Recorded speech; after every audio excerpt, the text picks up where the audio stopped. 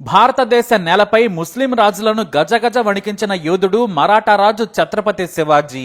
అంతే స్థాయిలో తండ్రికి తగ్గ తనయుడిగా సంభాజీ రాజే బొంస్లే కూడా చరిత్రకెక్కాడు.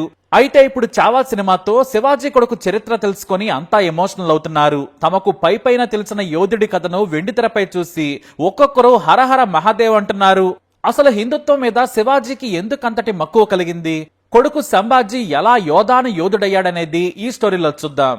అది తెలియాలంటే ముందు శివాజీ గురించి చెప్పుకోవాలి. శివాజీ 17 ఏళ్ల వయసులోనే కథన రంగంలో కత్తి తిప్పాడు. తాను గుర్రం మీద వెళుతుంటే శత్రువుల తలలు గాల్లోకి ఎగిరేవి. ఎక్కడో కోటలో పడుకున్న మొఘల్ రాజులు పక్క తడుపుకునేవారు. ఎదురుగా ఎప్పుడూ ఏ మొఘల్ రాజు శివాజీని ఎదుర్కొనలేదు.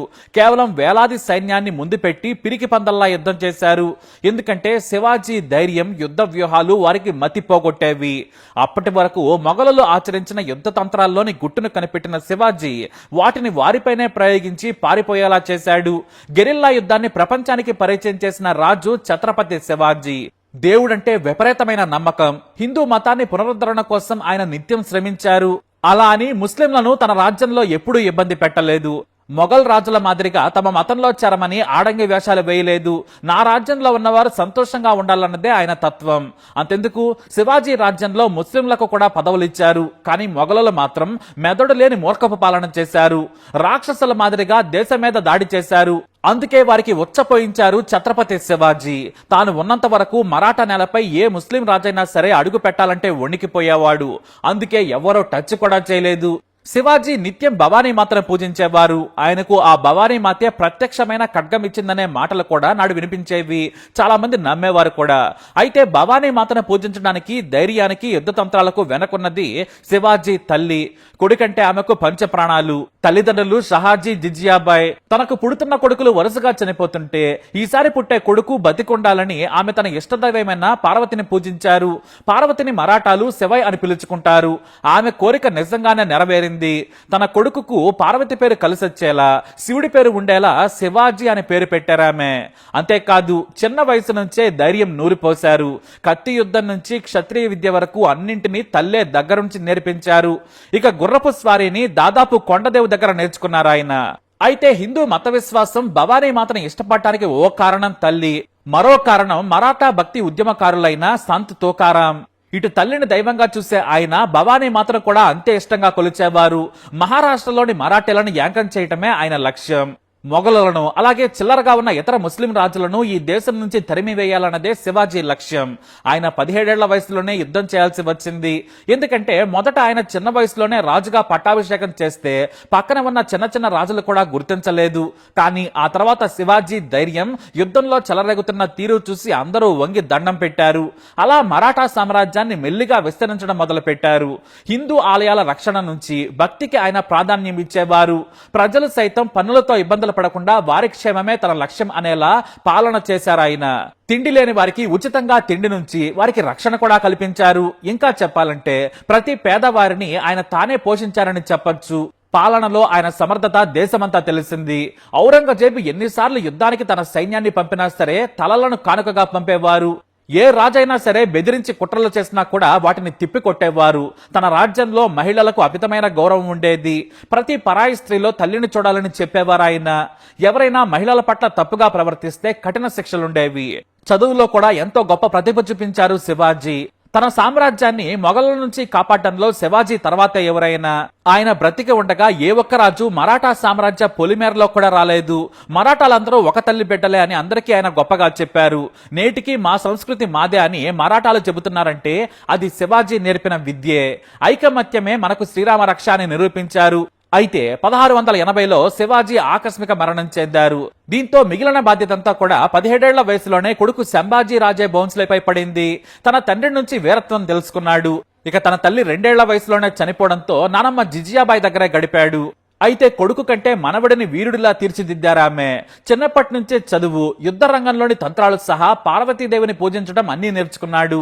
కత్తి యుద్ధం నుంచి గుర్రపస్వారీ వరకు విద్యను అభ్యసించాడు. తన సైన్యంపై ఆయన పట్టు సాధించడానికి కారణం తండ్రిని మించిన కత్తి యుద్ధకారుడనే పేరు తెచ్చుకోవటమే. తండ్రి కంటే బరువైన పదునైన కత్తిని వాడేవారు సంభాజీ. ఇక తాను 17 ఏళ్లకే రాజు కావడంతో పక్కనే ఉన్న ముస్లిం రాజులు చెలరేగిపోవడం మొదలు పెట్టారు. శివాజీ ఉన్నంత వరకు ఎవరూ కూడా కనీసం కదలలేదు. మరాఠా సామ్రాజ్యం వైపు కన్నెత్తి కూడా చూడలేదు. కానీ సంభాజీ రాకతో ఇదే అనువైన సమయం అనుకున్నారు. మొఘల్ రాజుల ఆటతో ఇతర ముస్లిం రాజులు కూడా సరిహద్దుల్లో అలజడి సృష్టించేవారు. దీంతో రాజైన సంభాజీ తాను కోటలో కూర్చొని ఆదేశాలు ఇవ్వకుండా తానే 1000 మంది సైన్యంతో మాత్రమే వెళ్లి శత్రువుల తలలను తెగ నరికాడు. ఈసారికి మిమ్మల్ని ఎలా చంపుతున్నాను, మరోసారి ఇటువైపు కానీ వస్తే మీ కోట మీదకు దాడి చేస్తాను, ఇక మీ ఇష్టమని బెదిరించేశాడు. దీంతో తండ్రిని మించిన కొడుకనే పేరు తెచ్చేసుకున్నాడు సంభాజీ. తండ్రి శివాజీ చూపించిన తెగువ, ధైర్యం, హిందూ మతం పట్ల విశ్వాసం, మరాఠా ప్రజలందరూ నా బిడ్డలే అనుకునే తత్వం సంభాజీకి కూడా వచ్చింది. మరాఠా సామ్రాజ్యాన్ని కాపాడాలన్నదే ఆయన లక్ష్యం. అయినా ఎంతో మంది రాజులు ప్రయత్నించి విఫలమయ్యారు. అయితే ప్రతి ఏటా యుద్ధాలు చేయాల్సి వచ్చేది. దీంతో తాను రాజయ్యాక కోటలో కంటే యుద్ధ రంగంలోనే ఎక్కువగా గడిపారు సంభాజీ. మరాఠా సామ్రాజ్యాన్ని కాపాడారు. అయితే ఔరంగజేబు మరాఠా యోధుడు శివాజీ చనిపోయాడని తెలియగానే ఏకంగా బుర్హాన్పూర్ పై దాడి చేశాడు. శివాజీ కొడుకు ఏమీ చేయలేడులే అనే బలుపుతో ట్రై చేశాడు. కానీ సంభాజీ యుద్ధ వ్యూహానికి ఔరంగజేబుకు మతిపోయింది. తన తండ్రిని సోదరులను చంపినంత తేలికనుకున్నాడు. కానీ 3 వైపులా ఔరంగజేబు సైన్యాన్ని మూసేసి తెగనరుకుంటూ వచ్చాడు. బయటకు వెళ్ళడానికి కూడా లేదు. దాదాపుగా వెనక్కి పోవడం మినహా మరో మార్గమే లేదు. దీంతో వారం రోజుల పాటు ఔరంగజేబును కూడా తన సైన్యంతో తన వ్యూహంలో ఇరుక్కుపోయేలా చేశాడు. చివరకు వారం రోజుల తర్వాత పిరికి పందలా పారిపోయాడు ఔరంగజేబు. దీంతో సంభాజీకి మరింత కీర్తి పెరిగింది. శివాజీకి తగ్గ కొడుకని అందరూ కీర్తించడం మొదలు పెట్టారు. సామ్రాజ్యాన్ని కాపాడటమే కాదు, ఏకంగా విస్తరించడం మొదలు పెట్టాడు సంభాజీ. అలాగే బయట వారిని కూడా సంభాజీ ఉచ్చపోయించాడు. మొఘల రాజులు, సామంత రాజులు, పక్కనున్న బక్క రాజులందరినీ కూడా తన పరిధికి దూరంగా ఉంచాడు. ఎవరూ కూడా కన్నెత్తి చూడలేకపోయేవారు. ఇక చిన్న వయసు కావడంతో ఎప్పుడూ కథన భూమిలోనే ఎక్కువగా గడిపేందుకు ఇష్టపడేవారు సంభాజీ మహారాజ్. తన సైన్యానికి తానే స్ఫూర్తిగా ఉండేవారు ఆయన. పట్టుదల, ధైర్యం, సవాళ్లు ఆయనకు వెన్నతో పెట్టిన విద్య. తన మరాఠా భక్తి, హిందూ ఆచారాలు, మతం, దేవుడు అంటే ఎనలేని భక్తి మరాఠాలకు మరింత దగ్గర చేసింది. ఉదయమే భవానీ మాతగా పూజ చేసి బొట్టు పెట్టుకునేవారు. తన కత్తికి కూడా బొట్టు పెట్టి కానీ బయటకు వచ్చేవారు కాదాయన. అయితే ఎక్కువగా తన కోటకు దూరంగా గడిపే సంభాజీ వీక్నెస్ ని ఔరంగజేబు గ్రహించాడు. 9 ఏళ్ల పాటు యుద్ధంలో ఓడించలేకపోయాడు. కనీసం ఆయన సామ్రాజ్యంలో ఒక ఊరిని కూడా గెలవలేకపోయాడు. అందుకే ప్యాలెస్ లోని మంత్రులు, ఇతర సైనికులను కొనేశాడు ఔరంగజేబు. భారీగా డబ్బులిచ్చి వారిని కొనేసి ప్యాలెస్ లోని రహస్యాలను తెలుసుకున్నాడు. దీంతో ఓ రోజున రహస్యంగా 100 మంది సైన్యంతో రాత్రి సమయంలో సరిహద్దు పరిరక్షణ, గ్రామీణులను కలిసేందుకు, పంటలను చూసేందుకు వెళ్లాడు సంభాజీ. అయితే ఈ విషయం కాస్త ఔరంగజేబుకు లీక్ అయింది. వెంటనే తన సైన్యాన్ని పంపాడు. సంభాజీని బంధించి తీసుకురావాలన్నాడు. కానీ ఆలస్యంగా ఔరంగజేబు కుట్రను కనిపెట్టి తన సైనికులను పంపించాడు. కేవలం 3 మాత్రమే తన వెంట ఉంచుకున్నాడు. అక్కడే సంగమేశ్వర ఆలయం దగ్గర దాక్కున్నాడు సంభాజీ. మంచి సమయం వచ్చినప్పుడు తన కోటకు వెళ్లాలనుకున్నాడు. అయితే ఇంకాస్త ఆలస్యంగా ఓ వేగు భయంకరమైన వార్త చెప్పాడు. మనలోని వారే ఔరంగజేబుకు అమ్ముడిపోయారు. మన గురించి రహస్యం చెప్పేశారు. వారిలో కొందరిని కోటలోనే బంధించాం, మరికొంతమందిని చంపేశామని రాజుకు చెబుతారు. అయితే ఇక్కడ ఉండటం శ్రేయస్కరం కాదని మరో చోటికి వెళ్లిపోతాడు సంభాజీ. అయితే సంభాజీని పట్టుకునేందుకు ఔరంగజేబు సేనానైన ముకర్రబ్ ఖాన్ వెతకడం మొదలు పెడుతూ ఉంటాడు. అయితే ఆ రాత్రి సమయంలో సంభాజీ రాజు వెంట వచ్చిన కొంతమంది సైనికులు ఔరంగజేబు సైన్యానికి దొరికిపోతారు.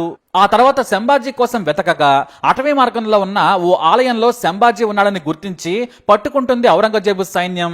ఔరంగజేబు వేలాది సైన్యం ముందు సంభాజీ దగ్గర ఉన్న 3 పోరాడలేకపోతారు. పైగా తన అనుచరుల కళ్ల ముందే నరికి చంపేస్తారు దుర్మార్గులు. అయినా సంభాజీ భయపడలేదు. కత్తి పట్టుకుని తన ప్రాణం ఉన్నంత వరకు పోరాడాడు. చివరకు బందీని చేశారు. సంభాజీ రాజు వారికి ఒంటరిగా దొరకడంతో అవమానిస్తారు ఔరంగజేబు కుక్కలు. చివరకు ఔరంగజేబు కోటకు తీసుకెళ్లాక శివాజీని చూడలేకపోయినా కూడా సంభాజీని చూసి అదిరిపోతాడు ఔరంగజేబు. 6.5 అడుగుల ఆజానుబాహుడైన సంభాజీని చూసి మరింత అసూయ కలుగుతుంది. అప్పుడే ఔరంగజేబు సంభాజీకి ఓ కండిషన్ పెడతాడు. నువ్వు గాని ఇస్లాం మతం తీసుకొని నీ సామ్రాజ్యంలోని వారందరినీ కూడా ఇస్లాంలోకి మారిస్తే క్షమాభిక్ష పెడతానంటాడు. ఆ మాటలు వినగానే నవ్వాడు సంభాజీ. మూర్ఖుడా, అది నిన్ను పుట్టించిన తల్లిదండ్రులే కాదు, ఎవడి వల్ల కాదన్నాడు. దీంతో ఔరంగజేబు వేలాది సైన్యం ముందు తననే సంభాజీ అవమానించడంతో తట్టుకోలేకపోతాడు ఔరంగజేబు. చిత్రహింసలకు గురి చేశాడు. చివరకు మార్చి 11, 1689న ప్రాణాలు విడిచాడు సంభాజీ. అయితే ధర్మం, తన తండ్రి నేర్పిన ధైర్యం, విశ్వాసం, హిందూ మతం కోసం ఎంత చిత్రవదనైనా అనుభవించాడని తెలిసి మరాఠాలకు ఆగ్రహం కలిగింది. ధర్మవీరుగా సంభాజీని కీర్తించారు. ఆ తర్వాత లక్షలాది మంది మరాఠా ప్రజలు కత్తులతో వీధుల్లోకి వచ్చారు. ఏ ముస్లిం రాజు వస్తాడో రండి, ఏ సైనికుడు వచ్చి బెదిరిస్తాడో రండి అని పోరాటానికి దిగడంతో అంతా పారిపోయారు. లక్షల మంది ముందు వేలాది సైన్యం పారిపోయింది. ప్రజలే భయం లేకుండా తిరగడంతో మరాఠా ప్రజలను మరణం తర్వాత కూడా ఐక్యం చేసిన మహాయోధుడిగా నిలిచిపోయాడు సంభాజీ. ఇది సంభాజీ పూర్తి కథ. మరి సంభాజీ గొప్పతనంపై మీ అభిప్రాయాన్ని కమెంట్ ద్వారా తెలియజేయండి. వీడియోని లైక్ చేయండి, షేర్ చేయండి, మా ఛానల్ సబ్స్క్రైబ్ చేసుకోండి.